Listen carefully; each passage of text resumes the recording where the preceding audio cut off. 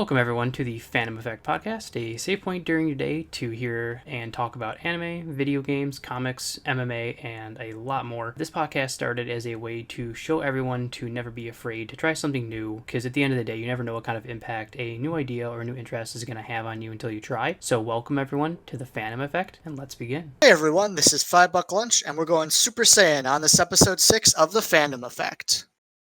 We are here with episode 6. I'm going to introduce our guest this week, which is 5BuckLunch, who has a pretty sweet YouTube channel that focuses on the Dragonball Super card game. How are you doing today? Great. Thanks for having me on.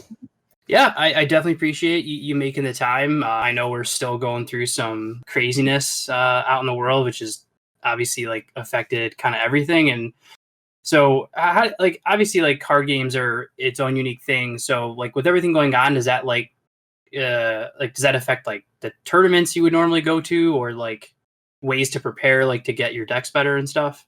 Oh yeah, it's been crazy with regards to that. So something interesting about me is I actually work at a local game store as well. So that's obviously been closed through all this. So I've been affected quite a bit in terms of not just as a player, but as someone who puts on tournaments and stuff. So one of the biggest things is obviously you can't go to stores and play, and that's something that might not be around for a long time, just because even when the stores start opening, like the big regional events and nationals and things like that, I mean, these are 200 to 300 people in one room, and obviously that's not going to be allowed for even longer. So it's going to be really interesting to see exactly when we start getting the competitive side of stuff up again. Now, obviously, you can go to your friends and play games, which is always nice. There's also online, unofficial ways to play Dragon Ball. There is a program called Octagon, OCTGN, I believe. It's really weirdly stated, but it's free. It has all the cards on there. You just go and you can play against people. It's one of those programs where you have to manually do everything. It doesn't automatically do it for you. But there are ways to play online. I know some people have been using webcams and Discord, things like that. But yeah, hopefully soon we'll start being able to go to our local game stores again. With you kind of working in a game store, your viewpoints, I guess you're a little bit, I could say, more dialed in a way to what would normally go on in a game store. So like you just kind of mentioned, when you guys are trying to figure out how to open back up and how to get the competitive side going, is there a limit? Do you have to have a certain number for a competitive side, like a number of people you would want to enter a tournament to really get a successful one? So the minimum you want would be 8 at the very least. This is on a local level, because if you have less than 8 people, the structure for a tournament kind of starts to crumble a little bit, how many people you play against and stuff. And obviously if you're making the trip out to a local, you want to play against the same person 3 times. Our store has a pretty decent sized playing area, which is nice. So some of the things we're thinking about doing right now when we open up is things like requiring masks, 1 game to a table, which we can still accommodate. I think it was we have 16 tables, so we could still have a reasonably sized tournament with 1 set of people per table. But yeah, so stuff like that.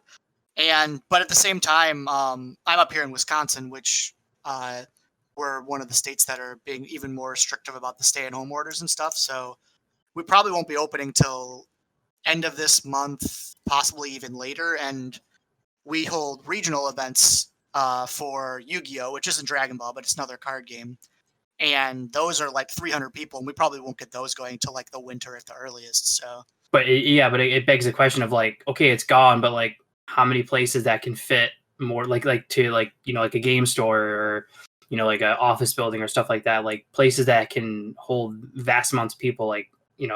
It's going to be. You mentioned Yu-Gi-Oh! Do you play that as well in the tournaments, or do you kind of focus on Dragon Ball? So I used to. Here's kind of my history with card games. Is when I was a kid, Pokemon came out. So I was at the perfect age for me. So get that Charizard. Oh yeah, I had plenty of those that I have no idea what happened to. Don't worry. But yeah, so set 1 of Pokemon I started playing. God, I don't even remember. Let's see, I would have been 9, I think, something like that. No, even younger, 8, something like that. So I played that for a couple of years. There was a little local game store that I go down to.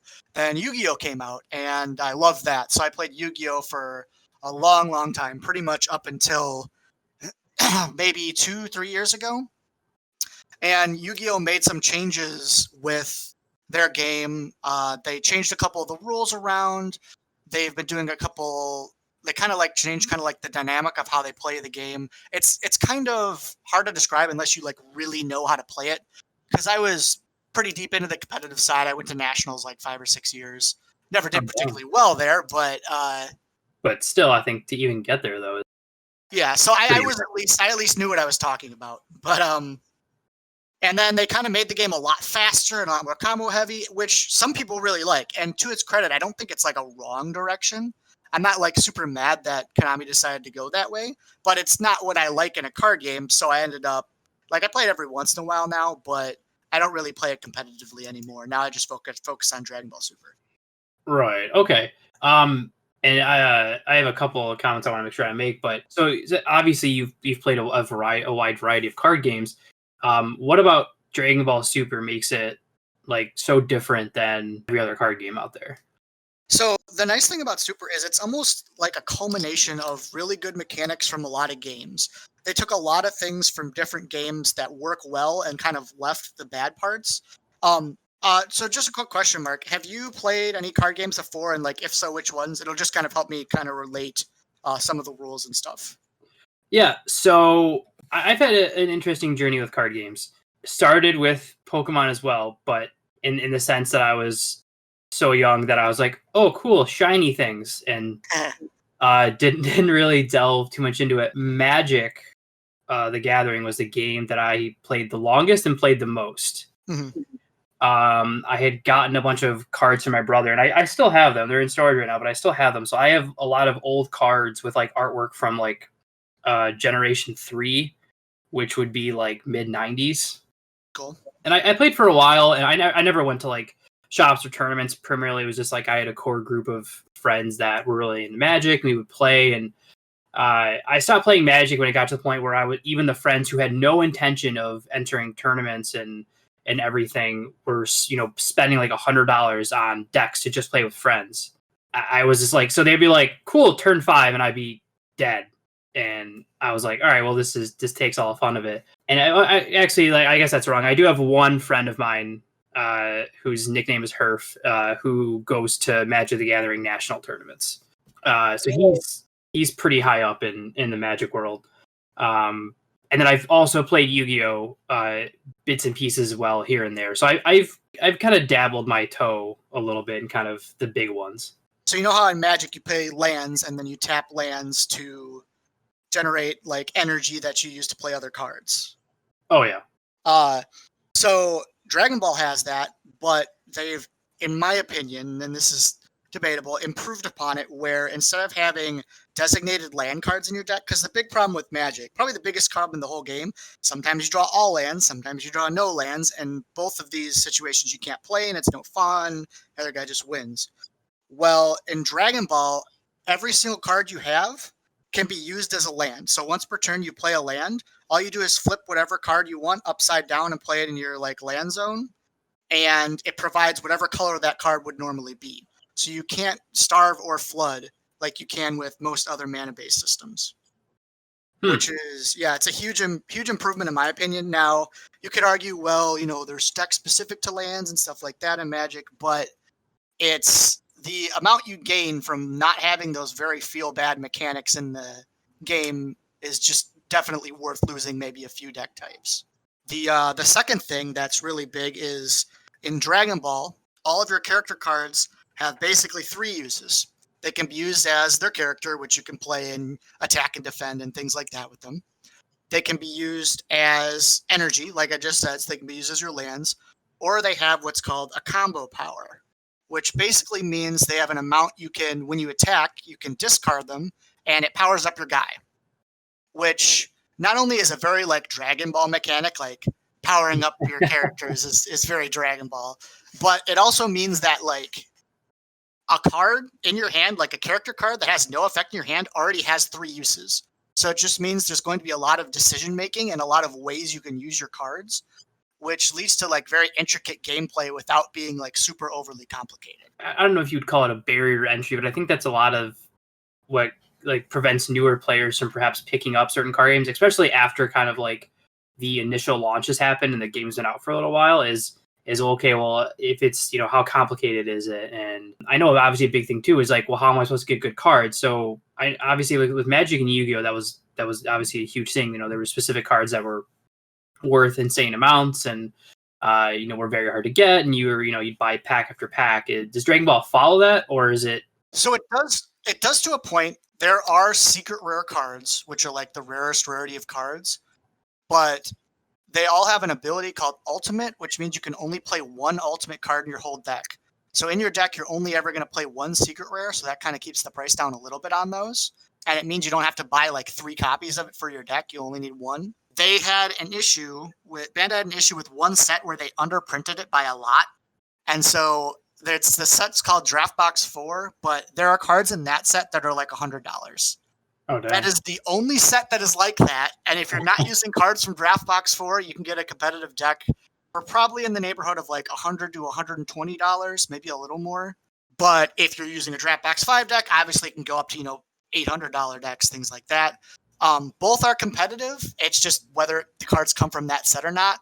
They are slowly reprinting them. We're getting some reprints for some of the Draft Box 4 stuff in July. But one thing that is interesting about that too is this game, even more so than a lot of other games, because it is Dragon Ball, you have some players that are just collectors because they like the show. And so having cards be worth money isn't necessarily a bad thing. And you'll have some people that'll be like, oh, well, I want all my cards and I want them all to be free. And some people just don't like that. Yeah. But honestly, it's not a winnable situation. It's just some people want it some way and some people want it the other way, and there's no way it can be both. I will say it is currently cheaper than both Yu-Gi-Oh and Magic to get a competitive deck, though. No, I would totally. I mean, obviously, I haven't played the Super card game yet, but I definitely can say on terms of the pricing that even my mediocre, piece of crap Magic decks that would not make it past round 1 of any local or regional tournament in the entire world, probably still had like $90 in it.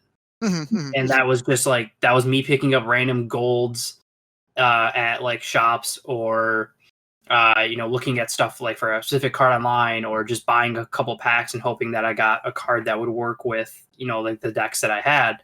And that's not really too far off from, I now have to shut my door because my 2-year-old ran in the room to grab a dart for his dart gun, and then just like he like walked in super quiet, saw I was talking, and like so he just kind of like looked at me, and I looked at him like, what do you need something? And he just like walked over to my wife's desk, grabbed this green dart for his gun, looked at me again, and then booked it out of the room. I'm like, all right, well, now I gotta go shut the door. Mission successful. He's like, totally didn't see me. For only $30, the difference between competitive and complete crap, like I think that can show you like just how much money goes into like Magic and Yu-Gi-Oh decks. I know the friend of mine who was super, like went to nationals for Magic. I mean, I'd say at the low end in terms of, because he had thousands and thousands of cards, I'd say he at least had like $4,000 to $5,000 it's probably more, but it just into Magic cards alone to make like his top 5 decks amazing. Yeah. It's not necessarily a good or a bad thing either. It's just like a matter of perspective. You would like people to be able to play for cheap, but having like big, flashy, expensive decks is also like part of the fun. So it's nice to have both. That's probably the best way. If a card game existed where the top deck could only cost like $50, then everyone would have the top deck and the same exact deck and the same exact cards. And I think part of the fun is someone who maybe can't spend the $400 or $500 making a deck that's just as competitive just by like smart play and knowing the rules. And I think that's what kind of goes into a lot of card games. So for people out there that are listening and perhaps are into card games now, or maybe they're potentially they're like, oh, I guess it'd be kind of cool to get into card games again. What's kind of like what was your advice that you had saw early on, and like do you think that could help like other people that are early on in like a card game kind of journey? I would say for Dragon Ball Super in particular, Bandai did a really good job at making these structure decks very like open it and playable. Obviously, you're not going to win tournaments with them, but they are very, very functional. If like you and a friend just want to go out and grab 2 structure decks, they are decks with like 4 of the commons you need. And like one of the things that always bugged me about Yu-Gi-Oh decks is all the cards are 1-ofs. So like if you want to make an actual deck, you really got to buy 3 copies, like, and then take some cards out. But with Dragon Ball, it's a functioning deck if you just buy the structure deck. So it's very easy if you want to try it and have some fun. Just grab a couple structure decks. I think they're like $12 each, and just play with a friend, something like that. Would probably be the best way to start. Like unwrapping different cards. So not the top card you have right now. I'm curious about that. But like, have you ever, like, when you're doing these live unwrappings on your YouTube channel, which for everyone out there, the obviously the YouTube channel 5BuckLunch is where you're gonna be able to see all these really cool Dragon Ball Super videos and, like, you know, more information and everything. So obviously make sure you guys check that out. Have you ever like been unwrapping the cards and like gotten like a super rare card and just been like, holy crap, I want to stop the stream right now because I just got like this crazy rare card and I'm freaking out? I haven't. Let's see. So on stream, not so much. The openings on stream are kind of a new thing I've been trying out, because obviously I can't get as many games up because we aren't playing each other as much. But I have definitely had that happen in real life, which I think my favorite was we were at a sneak peek and there was one special edition left, and which is special edition for those that don't know. It's 3 packs in a promo. It's like $10. And it was the only one left in the store, and me and my friend both wanted to buy it. So we rock, paper, scissors for it, and I won. And it had a God pack in it, which it's a special thing Dragon Ball does where it's 1 per case. And instead of opening your pack and it's, you know, a rare, I think 7 commons and 2 uncommons, it's 5 rares, 4 super rares, and a bunch of common foils. So like it's like half a box in 1 pack essentially. And it had one of those in it, of course. So I got to laugh at my friend because he lost it in rock, paper, scissors. So that was pretty fun. Yeah, of all the things to like make you lose on some like massive increase to your decks is a game of rock, paper, scissors. Like, it's just gonna burn more. So you mentioned this before, like with like the different kind of like tiers of the cards, like they kind of cap it where you can only have like, what's your go-to like for the one that you can have? Let's see. So my favorite, I'll go with my favorite one because since it is it's a colored game, so like Magic where there's 5 different colors, there's 5 different colors and then like a vanilla color in Dragon Ball. The one you play is going to very much depend on what colors you're in. But my favorite one is probably the black one, which is it's a big 5-drop one. In order to play it, you have to like remove from play your whole discard pile, and you have to do these things. But when it attacks, you get to look at your opponent's hand and take 4 battle cards out of it and combo with them. So like it's this like big, you drop this card on the board, it's this big devastating swing where you get to wreck your opponent's hand and you get this like hugely powerful attack for the turn. It's a pretty fun card to play. And since black is the colorless color for Dragon Ball, you can stick it in a lot of decks. Like if you don't have a secret rare in your deck, you can kind of just shove that one in there, so you get to play it more than the other ones too. So that'd probably be my favorite. There's a little inside tip for you and some good cards to get. You had brought this up earlier as well, with people that like that Super is kind of different because people tend to kind of like collect a lot of the cards just because of how popular the show is. And I know who that is. I never bought the card games, but I belong to a group for it. I'm super into Yu Yu Hakusho as an anime, and they had a failed card game that they had attempted to do. And there's everyone who's posting about it. Like, no one plays it. People are just buying these cards for the sake of having them. So are you in kind of both camps? Like, do you watch the show, or is it like just a card game that really is the driving force? So here's a fun story that everyone will be mad at me for. When I was a kid, I never watched Dragon Ball. So. Oh man! All right. Well, it was a fun podcast. So tune in. No, I'm just kidding. Yeah, right. Get off. So I definitely came in. A couple of my friends were really into Dragon Ball when they were kids, and kind of how I got into the game was they were basically it came out and they were excited because it was Dragon Ball, and so they were sitting there playing it. Watched a couple games. I'm like, this game actually seems like really fun in terms of mechanics and stuff. So I started playing it, and it was a blast. And I actually since then have watched some Dragon Ball, so I'm not completely awful. at this game. I watched like the first 100 episodes of Z, which is up to the end of the Namek saga, and then I watched most of Super, so I've watched some of that too. But man, it's very slow to watch the old one. It's much better when you're a kid. Usually I have different things that will get me different hate from different people, just because that's how the internet works these days. But so Super is the one I haven't watched. I had watched the first couple episodes when it had first officially launched, and then it was at the point where the English version obviously hadn't started yet, because I think they waited until episode 50 or something before. Yeah, they were way behind. Yeah, and there's certain animes where I can't stand the Japanese voice actors. Like some animes I will primarily I watched subbed, and love the voice actors, and obviously you just learn to watch it while reading. Yeah. But there's some that I have to watch dubbed, and even though I know there's sub versions, I've never seen a sub version. So Dragon Ball, Yu Yu Hakusho, Gundam Wing, G Gundam. I'd say those are the top ones that I've never seen the subbed version, because I just can't.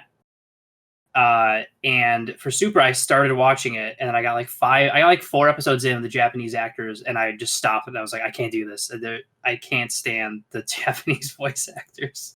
Yeah, they definitely go eccentric when they do Dragon Ball voice acting in Japanese. I'll agree with that. I will say that if you're out there and you haven't watched any Dragon Ball and you're mildly interested, Super is definitely the way to go, though. It moves a lot faster and is a lot more interesting. It's basically just updated Dragon Ball. And, that's what I've heard, is that it's a faster paced, and to that I will say, if there is anything, if you are curious about the other stuff, the original Dragon Ball goes by at a pretty decent pace, and it's not nearly as long as the other ones. So that's a good one to watch, the kind of the origins of Goku. I've heard that's pretty good. I have heard that. I haven't watched any of it, but yeah, it goes at a decent pace. You kind of see the origins of Goku, Krillin, Tien, kind of the Crane School, and some other stuff like that. I'll say for Dragon Ball Z, I watched it up until the end of the Buu saga, which is close to the end. And then they ruined Gohan, who was my favorite person, and I just refused to watch anymore. But I will say, if you don't want to watch part of it, if you're watching Dragon Ball Z and you're kind of just for you and everyone listening, you're just oh my god, this is, just hurry the frick up. Just watch the Cell saga. If you're not going to watch the whole thing and you're I just want to pick one arc to kind of get the gist of what Dragon Ball Z is, the Cell saga is the way to go. It's very quick, super awesome fights, and you see Cell in his prime, and you actually see other characters get kind of a nod. Android 17 when he first started, so that'd be my recommendation if you don't want to kind of dive into the whole thing. That I would say just watch the Cell saga. Check that out. Yeah, I will say too that the final arc of Super, the Tournament of Power or whatever, is actually really, really, really good. In just terms of good show and anime, it's definitely worth going through Super for that last arc alone. It's phenomenal. So it's definitely on my list, and my list of anime to watch is insanely way too long. Oh, I know that feeling. I'm trying to, so I'm rewatching. I don't know why I'm rewatching it, but Netflix has up every iteration and season of Saint Seiya, the old anime from '86, and they've been doing a remake of it with a newer, I don't know if you've seen it, but Netflix, isn't it? Yeah, 2, yeah. Okay. Yeah. Netflix has been doing this thing with the newer Saint Seiya, Kengan Ashura, Baki, Ultraman, where they're doing this new animation style where it's a mix of Japanese and new American. They do it's partial CG, right? I've seen a couple of things like that. Yeah. It's becoming more and more common, and so that's what they're doing with the new Saint Seiya. And I'll say that one's vastly improved. I will say I had mentioned this in a previous episode. The new one's really good, and they've kind of made it, I guess, PC, but not. And I say that just because if you watch the one from '86, there is so many things in that one that would not fly today. I mean, Isn't that Dragon Ball too? Yeah, it is. Like in the new one, they made the person with like pink armor a girl, and in the anime from '86, it's a really effeminate guy who cries all the time and is like literally cries all the time. And like just so many things that they say, they're like there's women saints, but there can only be a few of them, and they can't show their face. And if their face ever gets revealed, they only have two options. They have to either kill the man that saw their face, or they have to fall in love and marry them. Yeah, that sounds like old anime. I mean, my favorite character in Dragon Ball, I tend to like the bad guys and villains and stuff. Is I like Frieza a lot, and half of his lines from Z, if I shouted them in like a crowd full of people, I would probably get arrested for like racism. Like, it's Oh yeah, no, 100%. Like some of the things, not only like Frieza, but just like in general, some of that stuff is like it was a different time, and especially different time like made in Japan too. Like, oh yeah, like some of the stuff that like they got away with is just like Jesus. Like I mean, like, you got away with it when you could. Like, yeah, pretty much. Today, it's not really going to fly so much, but I'm definitely with you on villains. Like anyone who has followed me from the Pop Luck days to today and who knows me in real life knows that I'm always hashtag go dark side, Darth Vader, Darth Maul, like playing games like Knights of the Old Republic, always choose the dark side. Like, oh, I'll save you, but for 50 gold. Oh, you don't have 50 gold? Oh, darn. Oh, I'm sorry. The other guy's trying to kill you will pay me 50 gold to kill you myself? Well, in that case, like I just made 50 gold.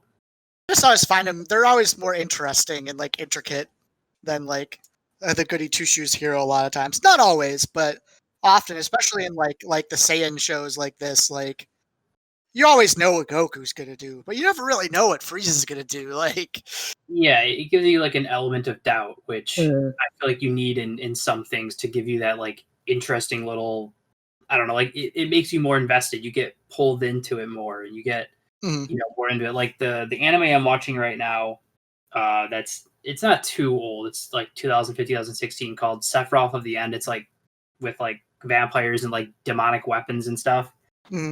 Really good, but the main character constantly is like defying orders because like he's human. He belongs to the human military. They're trying to eliminate vampires. Vampires want to kill humans, but you don't know every episode like that I'm watching, like you don't know what's going to happen because all he cares about is rescuing this one friend of his who got turned into a vampire, and he doesn't care what happens to really anybody else. Like he'll, even though he has friends, if it comes down to it, he's going to choose this one guy over them and betray them. And so like it's really good because you don't know when certain things are going on in the episodes that this guy could just betray everyone at a moment's notice if he thinks that it could lead to him like saving his other friend. And I think, like, to your point, like you don't know what those characters are doing. That's why I think people like us, like, you get more drawn to it because, yeah, like Goku, like Goku's gonna, at the end of the day, Goku's gonna win the fight. It's unless Vegeta chimes in, there's nobody else has been like set up to where they could like do similar things, like as be as powerful as those guys, and that's one of the reasons. So I had saw. It's kind of this continuing my rant of the ruin of Gohan. They had, when Resurrection of F had first come out, I had saw it in theaters, and I think to date that's the only anime movie I've seen where the theater was full. Like I've been to other ones where there's a few people here and there, like for One Piece and stuff, but like the Dragon Ball Z one was like entirely full. But I don't know if have you seen Resurrection of F? I have not. What movies have I seen? I've seen the crappy Bardock movie. I'm not gonna be able to remember what he's called. The Bubble Guy. What was this? Janimba. I saw the Janimba movie. There we go. And I saw like the new one, but I haven't seen Resurrection F. Okay, so Resurrection of F was like Superhead. My timelines might be entirely screwed up, so those of you out there, feel free to do the normal internet hate thing. I wouldn't even be able to know. So if I'm wrong or not, but I think when Resurrection of F came out, Super had just started, so there was like some hype behind it. Resurrection of F is like set pre like I think it's supposed to be like after episode like 10 or 15 of Super or something. It's like when Frieza first comes back. Okay. Yeah. So it was like I was watching the movie, I was all excited. I mean, it was a good movie. Like I did enjoy it, but it was like it's 10 minutes into the movie, Frieza lands, Goku was dead or he being revived or was far away or in the hyper. He was not somewhere else. So it was Present, like yeah, like Piccolo, Gohan, all the guys, like they all show up. They're all like, shit, Frieza. Obviously they all start panicking, like none of us are strong enough. Like Vegeta, you do it. And I think like Vegeta was too freaked out and wasn't really making a move. And they're like, Gohan, can you still go Super Saiyan 2? And he's like, I don't think so. And so he just goes Super Saiyan 1, and then Frieza just like one blast finger kills him. And I was like, oh, like look what they did to my boy. Like I was like, Jesus, like 10 minutes into the movie, he's KO'd by like a single shot. And I don't know, like, so you watch Super and stuff, and when new stuff happens in like Super, like when Goku gets like a new form, like does that translate to new cards, or how do they tend to come out with like new cards? So one of the really cool things especially for Dragon Ball like fans of the show with the card game is they do a really good job of representing like all of Dragon Ball. Like there are cards from the original, there's decks from the original Dragon Ball, like with, Kid Goku. There's decks from Super and the Tournament of Power with all the universes and like everything in between. They go into movies. They even have a set of cards that are like from video game only characters. I think the most ridiculous one they've come so far is apparently in one of the video games, Hercule has a dream where he goes Super Saiyan and he gets Goku's hair. There is a card of that in the game, which is super random. But so yeah, if there is something you like from Dragon Ball, it probably has at least some mild representation in the card game. And if not, we'll probably get it at some point. Which that's pretty interesting. Now, I don't know this because I haven't watched it. Is Super still going on, or has that like ended? So they're planning on making more, but like the first, I guess it'd be like Z ended, but the GT is coming next kind of thing, where they're planning on doing more, and it's open for there to be like more story after it. But like it in itself is concluded, I guess is the way to put it. Okay. Does that make sense? Yeah, that makes sense. And the reason why I was asking is to kind of like a precursor to something else I'm curious about is when it comes to card games like Yu-Gi-Oh, Magic the Gathering kind of just comes up with whatever they feel like because there's really nothing to base it off of. Yu-Gi-Oh, it just keeps putting out new shows that get worse and worse and worse, but it gives them new cards, so whatever. So for Dragon Ball Super, like obviously if they're coming, if more's coming, and obviously that will inevitably mean more movies, and do you see that as a potential issue down the road, like in let's say 2-3 years, like Super is officially ended, like they've called it, they're like, we're done, no more movies, no more anime. Do you see that as a potential issue, like with no new cards, or do you think that there's enough creativity where you could kind of like come up with random stuff, even if it's not necessarily from something? So the nice thing about Dragon Ball, and you couldn't do this with most animes, it has enough characters where obviously, yeah, there's probably like 100 Goku cards by now. We're in set 10 is about to come out next month. And so obviously we've had a lot of cards and there's a lot of Gokus, but like a cool new Goku, like you can just kind of do a new art on it and have it do a different effect. And it's essentially just a new card, like even though it's still Goku. So like that in itself isn't as much of a problem. Another thing is I imagine, so Bandai actually did a Naruto card game for years and years before this one, before this Dragon Ball card game. And what they did in that one is for the first, I want to say 5 or 6 years of the game, it was an open format where you could play whatever cards you wanted. And then they put a rotation in where you ban the old cards and you got to play with the new ones. Which is probably, that's my prediction, what they'll do eventually with the game. And then you can obviously put in new spins on older cards and things like that. Most card games end up doing some kind of that at some point. Yu-Gi-Oh has you can play every card, but they have like a huge like 150 card ban list, which essentially forces a rotation. Magic has the biggest format is standard, where you can only play the last 4 sets, I think it is. But so that'll help with that problem. In terms of like character fatigue or things like that, people will always be kind of excited for the new Super Saiyan 3 Goku Ultimate Foil card that's going to come out. And something that helps too is the art in the game is all shots from the show. I know there was a Dragon Ball game before this one that was run by... Crap, I'm not going to remember. I want to say Score, but that's the really old one. But it wasn't Bandai. It was a different company. And all of the art on the cards was just basically just screenshots from the show.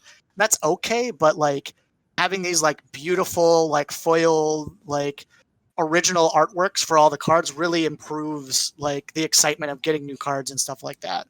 Okay, yeah, that's kind of interesting. Like, it's always it was a curious question, and I think potentially for people out there knowing that like there's more of a longevity to it is a good way to know that like you can still get into the game and not have to worry about because like I guess for an example, like if you'd gotten into like the Pokemon card game like before it kind of like died out, like you could have been super disappointed like with how much money you spent. So I think it's. I mean, you want me to disappoint you? Pokemon's bigger than ever.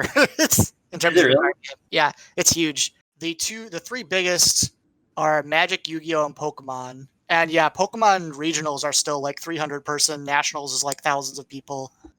So it's not as visual because Nintendo doesn't like advertise it as much as they do like the video games and stuff. But it's still got a massive following. Yeah, that's news to me because I think like you said, like compared to what I had seen, like obviously growing up when they were like pushing like the early card stuff, like I hadn't seen much from. Yeah, you used to get like TV advertisements and stuff for Pokemon cards. You don't really see that anymore. Financially, Pokemon's the biggest franchise in the world, so. Yeah, that's true. Which I've heard mixed things about the new games, but. Oh, here you go. Here's something I actually know about then. So I actually play, for the longest time, I dabble in like competitive Pokemon video game playing, like VGS, the Video Game Championship Series is what Pokemon does. But I don't play a whole lot, but here's what I'll say. The new Pokemon game is absolutely horrible if you just want to sit and play through a Pokemon game. But it has the best and most fun competitive format I think we've ever had. So I actually like it, but not for any reason most people would want it. So for everyone out there, if you're looking for a traditional Pokemon game, I guess skip the new ones. But if you're super into the competitive side, pick up the new ones. Mm-hmm. I mean, fine. If you just want to play a Pokemon game, it's fine. If you're looking for a new and innovative game that you want to try, and you want something new from it, there's not really that much there. I think the games, they constantly, like, so much stuff is constantly changing with the games. Like, I know one of the reasons I had kind of tapered off, and I'm looking for a game to get me back into it, but, like, one of the reasons I had tapered off is I got really annoyed.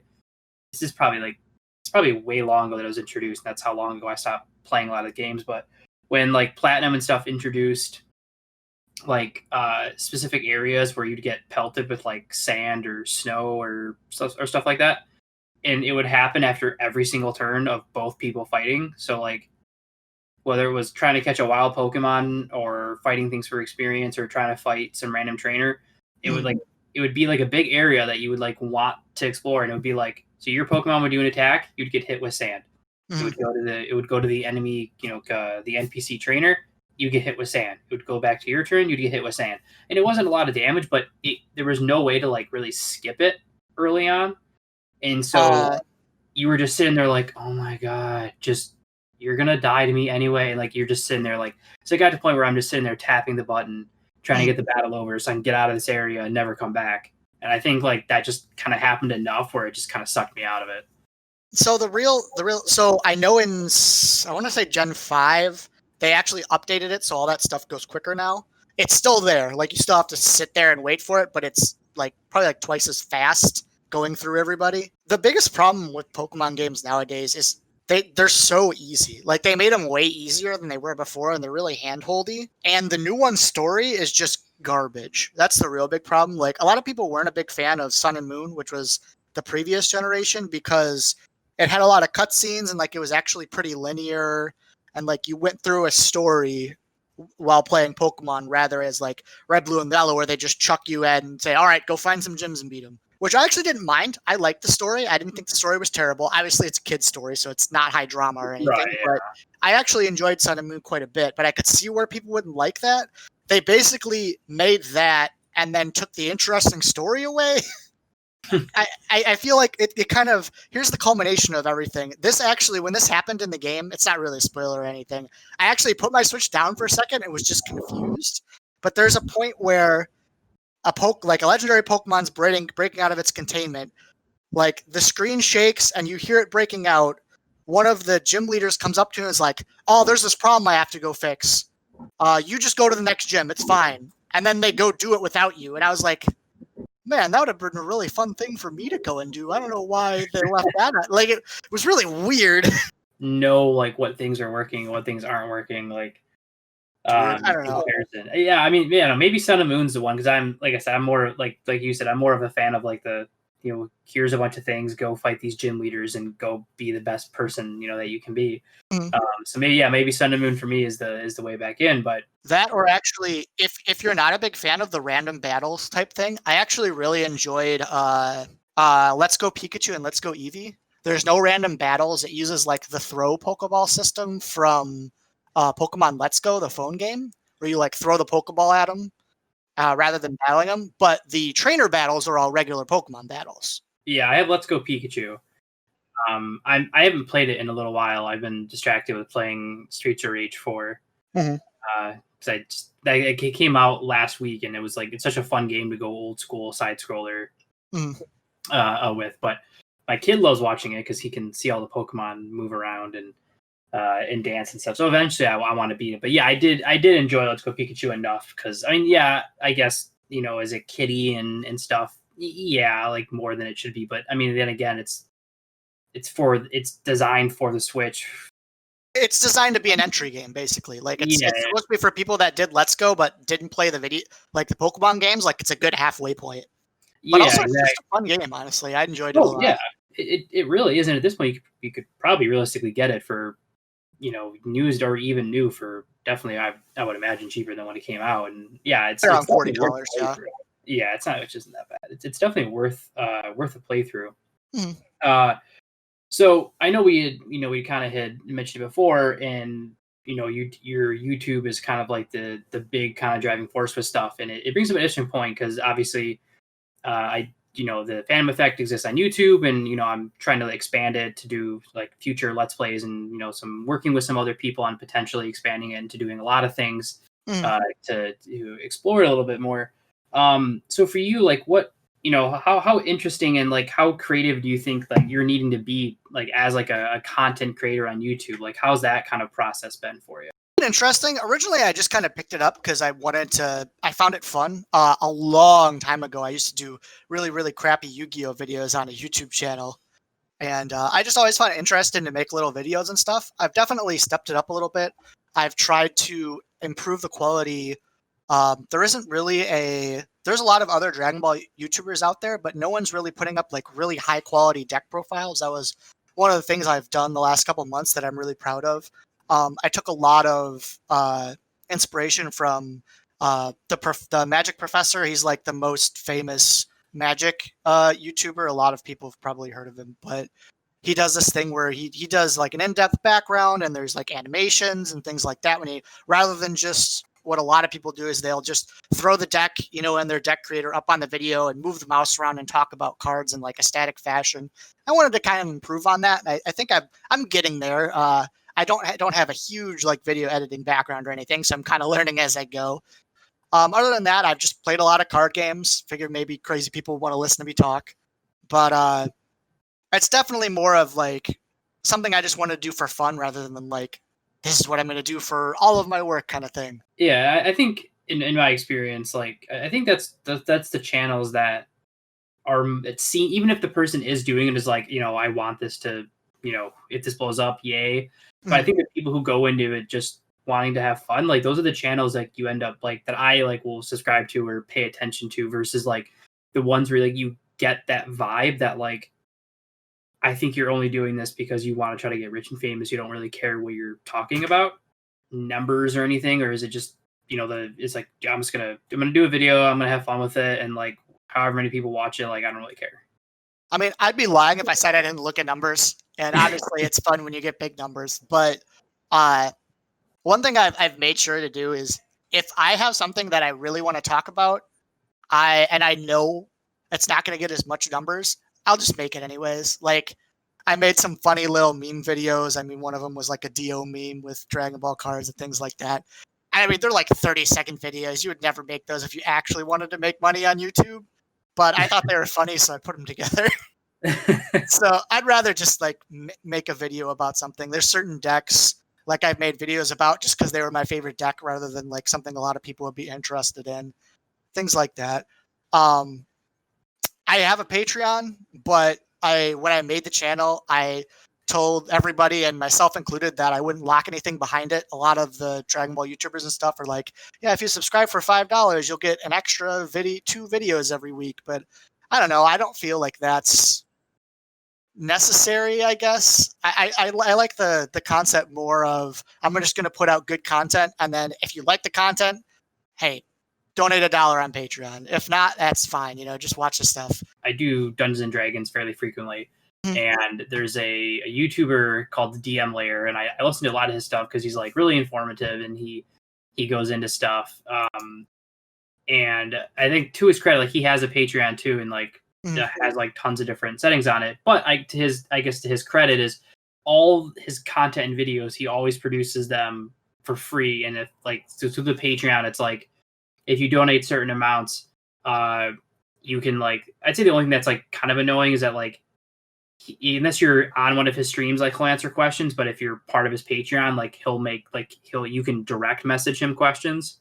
If you donate a certain amount, he'll invite you to a campaign he does for only his Patreon members. I'd say stuff like that's fun too, because I'm sure he's got a pretty reasonable sized YouTube channel. So like he can't have 500 people DMing him questions every day either. Yeah. So. I think he's just shy of 50K. Yeah. So like when you get that size, like putting like really specific interactions and stuff like that, that's fine. But like if he was like, hey, I'm going to do a special entire campaign and none of you can see it unless you subscribe to the Patreon, like I'm not as huge a fan of that kind of stuff. Yeah, I think one of the reasons I like his stuff is just because when he does do live streams where he's like, hey, today we're going to make an adventure, or today, hey, we're going to make a brand new faction out of scratch, or we're going to make new items, like he'll make it in the stream and then post it for free on his website. Yeah, see, that's nice. The goal for the Fandom Effect as well is, like, yes, if you go on there, you can see, which obviously you should go on there and subscribe to both of us. Like, why haven't you done that already? If you've made it this far, if you've made it this far into the podcast, I don't like, everyone has like, either a second monitor or a way to split their screen, because I think it's default in Windows 10 these days to split your screen to at least in 2 halves. So while you're listening to this, go to YouTube, pull it up, type in 5BuckLunch and the Fandom Effect, hit subscribe to both. And then, let me know you did it and I'll give you a gold star. And, if you didn't do that, then I'll be very disappointed in you. But I think to your point, like, that's kind of the goal. The same thing is like, the goal is to push the podcast out on YouTube as well. Push the streams and various things like that as well onto the YouTube as well. And then, like I said, I'm discussing it with a few people. We plan on doing like anime movie reviews, and like we're gonna do like live, like a lot of live stuff. And I think to your point, like even if eventually we made a Patreon, all of that would still be included. Like we're not gonna withhold content to the people that helped us get to whatever level we get to. Yeah. And I will say too, like especially like with the making money thing, YouTube is, especially with all the changes that have been happening, YouTube is really not the way to go if you want to make money. You go to Twitch, like that's where you actually go if you want to make money on stuff like this. Whereas YouTube is more of like just a platform kind of thing. With all the new monetization changes and stuff, I follow a couple of YouTubers that like talk about it and stuff like that. And no, yeah, it seems like YouTube shouldn't be your focus if you're trying to get money from it until you're at like 5,000-10,000 at a minimum. Yeah, where you can do like, they have like that. There's a wrestling podcast I watch where they do a lot of super chats. and people actually donate like a lot of money because they have the two guys are actually famous in the wrestling industry and entertainment industry, and one of the guys is an ex WWE and TNA former pro wrestler. So when they sometimes like they'll do a review, and I don't follow them live, like they go live right after the show, but that's at like 10:30 at night, and I'm just like I'm going to bed in an hour, I can't really, so I listen to it like a day or two later. But I've seen people donate like $100, $150 to these guys. And I mean, a lot of your income is going to come from stuff like that, and from getting big enough to get sponsored videos. That's like how you would actually make money.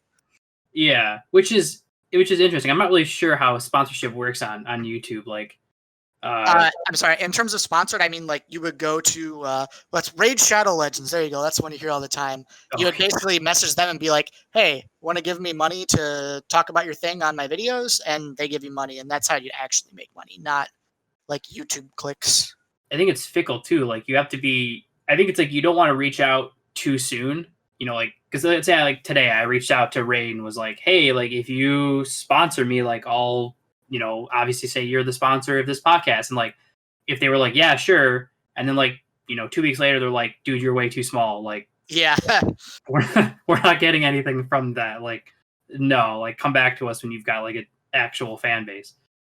So I think that's a good piece of advice for YouTube contenters out there. Like, obviously you're way more of a content YouTuber than I am right now. So I think that's good advice for either smaller YouTubers or people, having those ideas kind of flow around their head is, like, yes, the goal is to eventually get like a big sponsor who's going to, pay you to essentially podcast and mention that they're the sponsor, but do it within like good time. Like if you reach out too soon before you have an established fan base, like you could have that sponsor for 1 or 2 weeks, but then you could lose it and burn that bridge.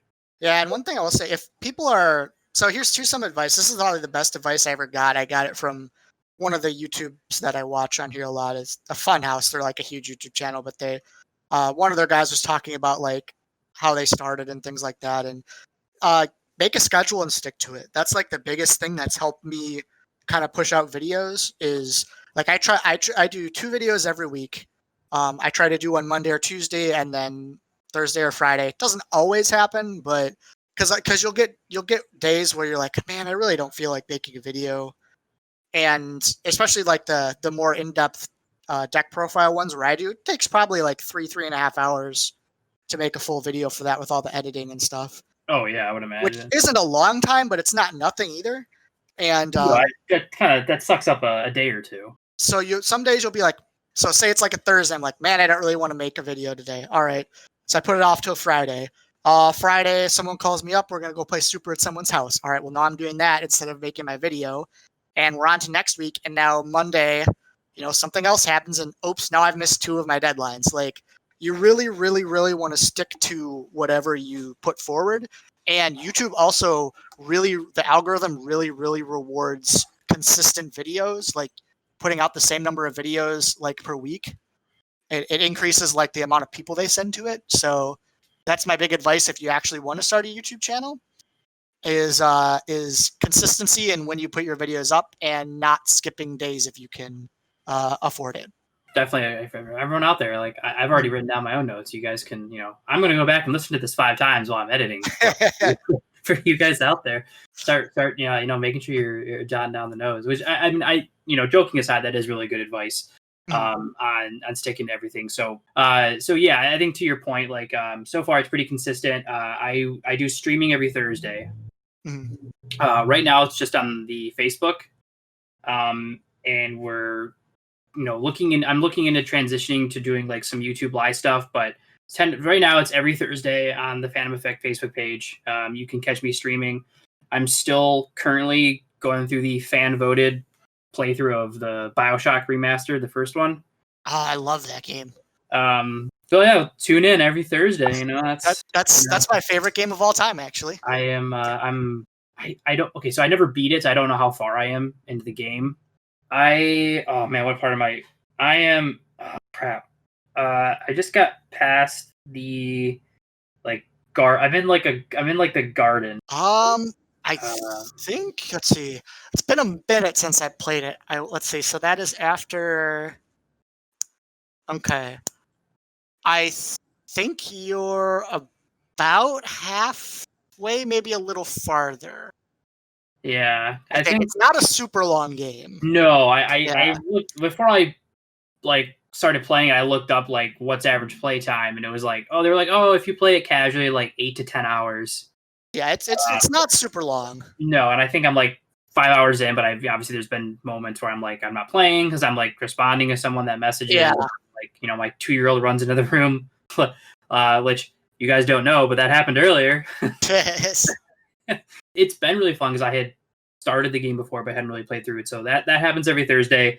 And I think actually that's what I've been doing. I think to also your point earlier about, making unique content, like you said, like you wanted to make your card videos different than what you saw a lot of different YouTubers doing. And I think in my own way of kind of doing that, what I'm doing is I'll beat a game. And like when I do start YouTubing, like I will stream games that I want to stream on my own, but the primary stream, so like the alternate stream is probably going to be like every other Monday is what we're looking at right now. And it's going to be sometimes just me. It's going to be me and some other people that are looking to, kind of do some other things. And so it might be like every other Monday. That's going to be whatever we feel like. But every Thursday, it's going to be a fan voted game. So every time I beat a game, I'm going to pick like 5 games that I have on Steam that I have not beaten.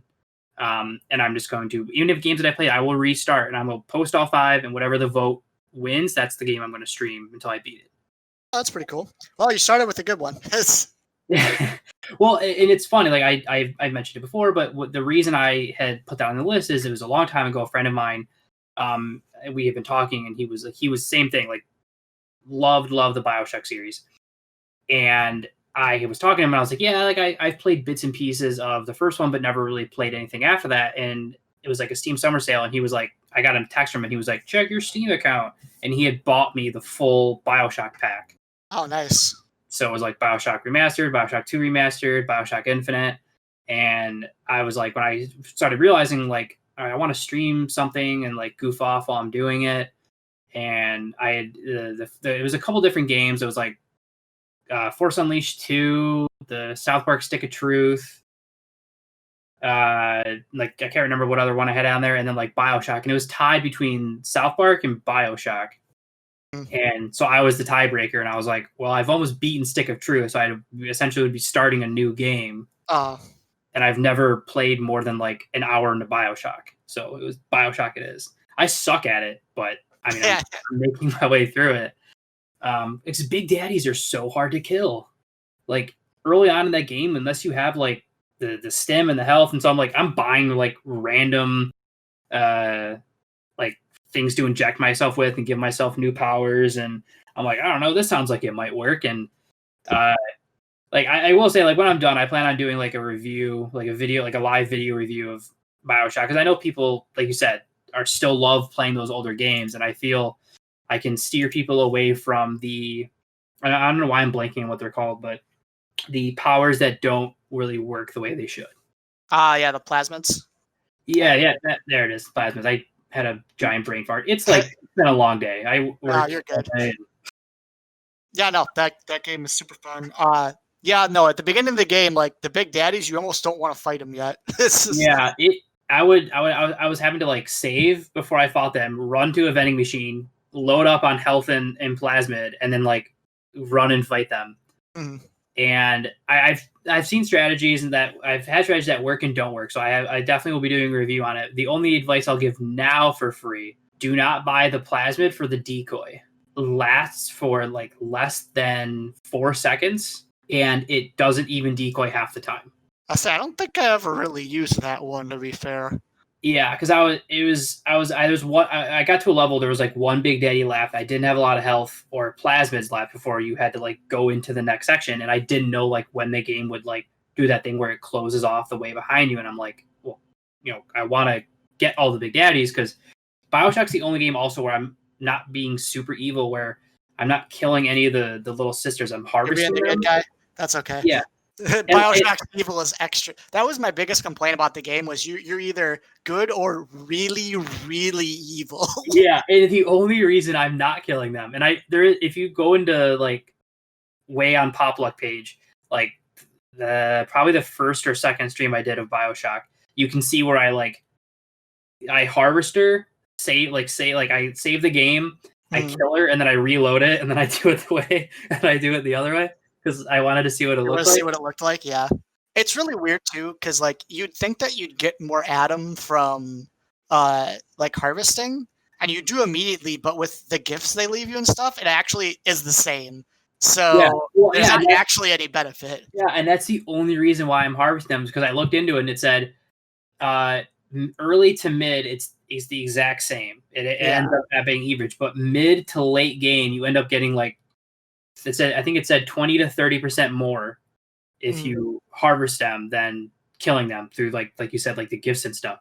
So that's yeah. the only reason why I'm harvesting them. Otherwise, with me, I would kill every single one. But I'm just Well, make sure whatever ending you get, make sure you look up the other one so you see it, because there's the endings are a little different depending on whether you harvest or save the little sisters. no, yeah, I will definitely. I'll whatever ending I get, I'll make sure on the page I post the Mm. ending to the other one so everyone can get a chance to see it. But yeah, it's a really fun game. Like I think they did a lot of things well in an earlier game like that where it's like the key things, like the stuff that makes you overpowered, like the guiding missiles and the frag grenades, like the stuff that can take down a big daddy with like relatively not that much Mm. issue. You don't get a lot of it. Like you have to save up for it for like half a level or most of the level and then like go back. Like I think the game did a decent job, at least on normal mode or higher, of like not giving away the entire farm. And I remember they did a really good job early in the game of limiting the amount of ammunition you have, so that like you always feel like you're running out, but you're never actually out. That was the experience I had, anyways. To be Oh fair, I yeah. played the original, not the remastered, so that stuff could be slightly changed in terms of balance. Yeah, I'm not too sure. I'm sorry, like you said, I think I'm either midway or a little bit farther. I have a decent amount of ammo now, but Mm. if I overuse it and I don't plan out a fight smart with like a big daddy or something, I'll blow through all my machine gun ammo and my shotgun ammo, and I'll like just have my pistol, and then Yeah, I'll be yeah. kind of screwed. And I think one of the elements I really like also about that game, and I don't know if the other games have it, is where that one machine that lets you upgrade your gun, uh, that you only get one use. And so you can only upgrade one gun and only one part of it. So two has that, but Bioshock 3 honestly is almost a completely different game. Like it's very different mechanics wise and stuff than the first two. But two the mechanics are pretty similar. There's one big difference which I won't tell you because I don't want to spoil it, but for the most part it's a very similar game. Okay, and I think like for everyone out there that's listening, like if you have never played it or if you're curious about playing it, I do recommend it. I would wait till Steam Summer Sale, which I think it's been rumored like end of June ish. It usually, I'm pretty sure like every year on the summer sale it goes on sale and it's usually less than $5. Oh So yeah, like and yeah. so just buy it. It's definitely worth $5. Like Oh if yeah, not like 100%. or $10. Like so when it goes on Steam Summer Sale, buy it or just do what I do. Spend $70 on games where you'll play maybe two of them. Never touch the rest. Um, but yeah, like definitely, like I will be spending way too much money on the Steam Summer Sale. But yeah, like certain games, like it's even if they're older games, I feel like some people like they're like, oh, that game came out way too long ago. Like I'm not gonna bother with it. And like, I think people sometimes like you miss out on some of the nostalgia and stuff if you don't like at least give some older games are definitely worth a shot. Oh yeah. But I mean, obviously, end all be all of what we were talking about is, making sure that you're at least trying to push like new content out there. Like if you're someone out there that's trying to get into, newer YouTube or perhaps like, try to make your thing unique in some way, I guess would be my biggest piece of advice. And that's why like the driving force behind the Fandom Effect is to, yes, have fun and be nerdy and showcase nerdier things, but it's to also give all of our guests like a different platform and a way to present themselves, and to also like I don't know, I'm sure you've had your own experiences with this, is like when you grow up, like there was always someone that started like kind of the nerdier, geekier, whatever the term is these days, like trend, like started you down that rabbit hole. Mhm. But there was definitely stuff in my life that I didn't get into earlier because I was like, oh, I heard that was not good, or I don't know, or blah blah blah. And So the driving force behind the Fandom Effect is to give all people out there listening that voice of like, if you think you might like a certain show or like a card game or a certain video game or something like that, like just give it a shot. Like, I know sometimes it sucks and it's nerve wracking to give new things a shot and to try, but I mean, that's, sometimes you just gotta do it, and you don't, like, you underestimate how much fun you're really gonna have. Yeah, and card games specifically, probably one of the best things about them is the fact that like you go to whether it's with your friends or whether you actually go to a store and play. Like a big part of the fact is the interaction with other people. Like there's not too many hobbies where you just sit and go and play games with people. Like a lot of now it's you're playing online, or maybe you go play like basketball with someone where you're not really talking to them all that much, but like being able to go and sit down and play a nice card game with somebody is just something that a lot of people get to do all the time.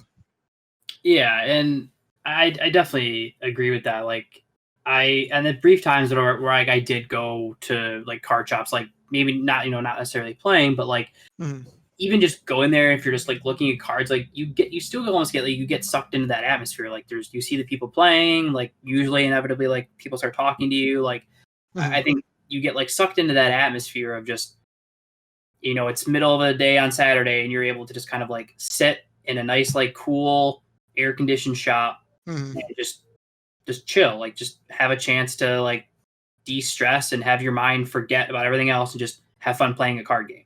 Yeah, definitely. And I think for everyone out there listening, I mean, like definitely go to your local your local card game shops. And I'm sure yours is the same way. Like even if it you think like, oh, they only do card games, they only need to do like, I don't think I've ever been inside a card game shop that was solely just a card game shop. Well, I will tell you, you are almost 100% correct. Mine is really weird and has a really weird backstory, actually. So we actually only do card games, but as far as I'm aware, we're the only one that I know of that's like that. I don't know. Do you want to spend time and go tell you the story, or? Yeah, you told me you have a weird story. I Okay. feel to not hear it now would just be all right. That's a giant cliffhanger. So, the store I work for originally was a baseball card and card game store run by a guy named Pat. And this was, I want to say like 8 years ago now. It was a while ago before I worked there, but I played there. I was one of the players. And he ended up going out of business, and it's on the second floor with like in kind of like a back area kind of place. Like there's not really anything going on around it. And there is no like handicap access. And like, so it's not a very rentable location. So rather than trying to find and fail to rent it out, the guy that owns the building basically went to me and another one of the people that worked at the store and said, "Hey, so what would I have to pay you guys to basically just keep this place open doing what it does?" So oddly enough, our store is a store that only does card games, is only open 4 days a week when we have tournaments. So it's not open like during the day. It's only open Wednesdays and Thursdays from 4 to 9 when we have tournaments, and then Saturday and Sunday from 11 to usually about 7 when the tournament ends, which is very, very unusual because if the guy who pays us didn't own the building, it would be completely unfeasible because we probably wouldn't make enough to cover the rent. Because he owns the building, we get to kind of break the rules of normal local stores, which is kind of cool. So, yeah, that's the story of how my store kind of came into being and how it's kind of a weird exception to a lot of local stores. Yeah, well, I stand corrected, but for those listening that are just looking into like a pure card game store, like they don't want distractions, I can see like why you wouldn't want other other things going on. You know, like if you had like, you know, if you sold like comics, or you had like like a Warhammer setup, or you know, Yeah, like, a lot of places are like that. Yeah. yeah, like Dungeons and Dragons. Like I can see like, because a card game, you know, I don't know how Warhammer is. I've heard rumors. I know it's kind of similar. I know D&D isn't, or people trying to read comics. Like I feel like out of all those different options, like a card games were the one that requires like the most focus. Kind of. It requires a lot of space too. That's another big Yeah, thing. and because D&D, you could, you know, after a certain point, if you don't take your turn, DM's just going to move it along, and your turn is by default you don't do anything. Yeah, yeah. Comics is its own thing. Warhammer, I'm sure they have their different things, but I know that their turns last a lot longer, so you have a lot of time to think things out. Mhm. But with card games, like I'm sure if you take more than like a couple minutes, like eventually someone's gonna be like, dude, like you need to play. Yeah, no, you call time on them. You're like, Judge, this guy's taking too long.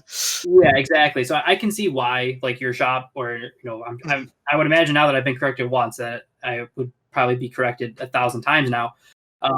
Why a shop wouldn't want like distractions of people doing other different things. And one thing I will say too, people that are like, maybe you're thinking of like dropping out of the game because obviously you haven't been to your local game store in a month and a half, or people that are just mildly interested, please go buy your product at local game stores. Don't go to Walmart if you can help it. And obviously that's not always feasible. Like not every local game store carries Dragon Ball, and it's at Walmart. So if there's nowhere else to go, fine, go grab it there. But especially with the COVID crisis and stuff, a lot of these local game stores, when they come out of this, are going to be hurting really, really bad. And a lot of them are probably going to have to close. So if you can, please go buy your product from local game stores. Walmart will be fine. Walmart will be fine if you don't go buy a couple of structure decks, but it really helps the local stores out. Yes, please make sure you guys do. I will definitely reiterate that point as well. It's some like those are like the best shops. Those are those are the nicest people. Those are the places that, you know, are more willing to order something special for you.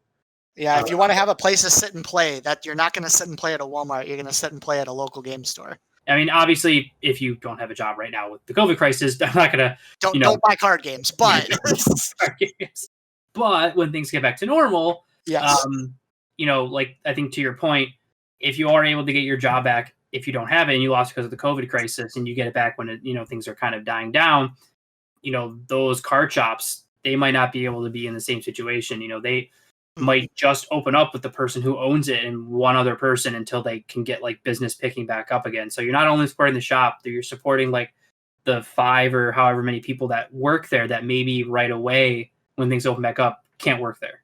And I mean, you're supporting all the people that like, I mean, our tournaments are usually like 30 people. Like if we close, there isn't really a place for them to go play anymore. So like you're also helping those people out too and giving them a place to play. Regardless if you're not into the card game, you know, say it's a shop that has multiple things and you're not into one aspect of, you know, what that shop has, or you're not into like one aspect of something else, we're all connected by different pieces of fandom. However distant they may are, in some way or the other, we're all connected by different parts of a fandom. If you dig deep enough on a couple different links on, you know, on different things, eventually you will find something that you like that the other person does. So was it 5 degrees of nerdiness or whatever? The 6 degrees of Kevin Bacon. There you go. Yep. Yeah. I had a failed Facebook page. You can search for it if everyone out there. There's no posts on it in a very long time, but there was a Facebook page that we tried running called the 6 Degrees of Geek, as a universal platform, but it just, you know, things don't take off. But that's why, you know, in a roundtable, we came back to this day and age with Fandom Effect, because, you know, getting older and having kids now, I started realizing, you know, like if it wasn't for different pieces of the different fandoms of things I was into, like other things would have never happened.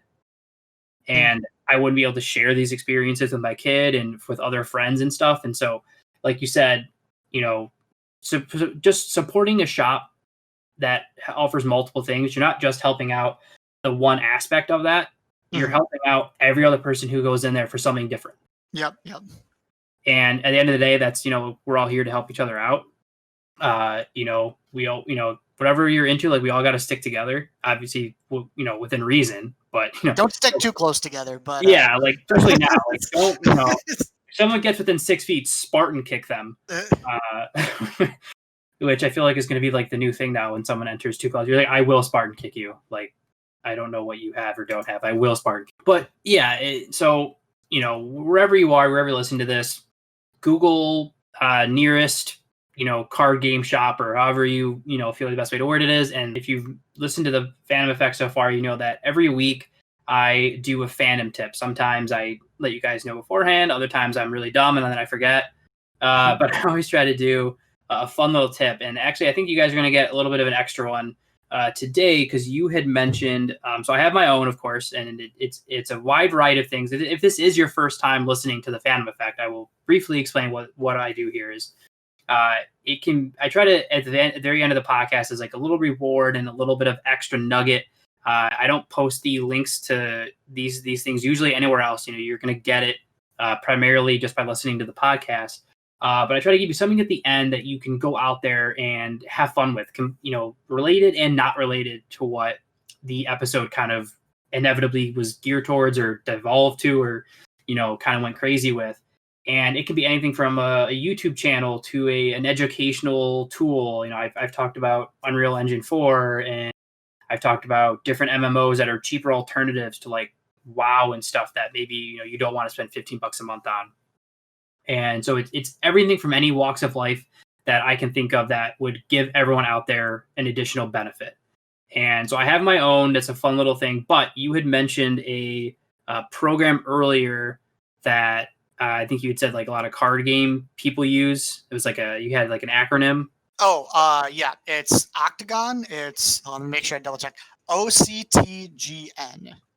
Okay. I think it's the best way to play Super. In my opinion, it also supports some other like really random games. I don't play any other games on it, but let's see, Spoils, a bunch of other games that I don't know. But yeah, it's free. You just download it. If you go in there, there'll be a link thing for Dragonball Super. Everything's free. Like I said, it's a lot like a dueling book for Yu-Gi-Oh! A lot of people will know what that is if they're into card games. But yeah, that's the recommended platform by me. Okay, awesome. So there is your first fandom tip. You guys got a bonus one. You guys have been getting lucky. You're getting a bonus one now. And I'll tell you guys now. You're getting a bonus one the next episode too. So you guys are just getting spoiled lately with these things lately. So yes, definitely download everything that if you're thinking about card games.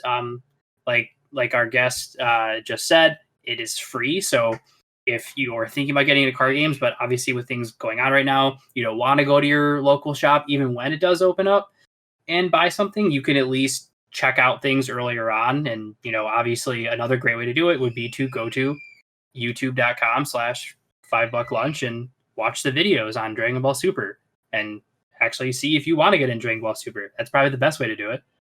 Mm-hmm. And I do ruling videos and things like that as well. So if you are new to the game and want to check those out, that'd probably be a good place to start. Yeah, see, there you go. So make sure you guys definitely download Octagon. Mm-hmm. Download that and you guys check it out. Your other free cool little fandom tip of the week is with everyone kind of being stuck at home, and I know I've been playing this game more myself, and I know it's already really popular on Android and Google Play device on your phone, but there's a game based on One Piece called, and there's a bunch, but this one in particular is called One Piece Treasure Cruise, and it's super addicting. It's kind of very similar for people out there listening that have played the Dragon Ball one, the Dokkan Battle. This game's very similar in the structure, but it's a free game. I mean, yes, you can, of course, like with every mobile game, you can pay for gems and stuff, but I will say, like, Bandai does not Bandai, Toei Animation does a really good job in the game of giving you enough free things periodically where if you just save up for a little while, then you can do things to get like the really cool people from One Piece. So I don't pay. I entirely play it for free.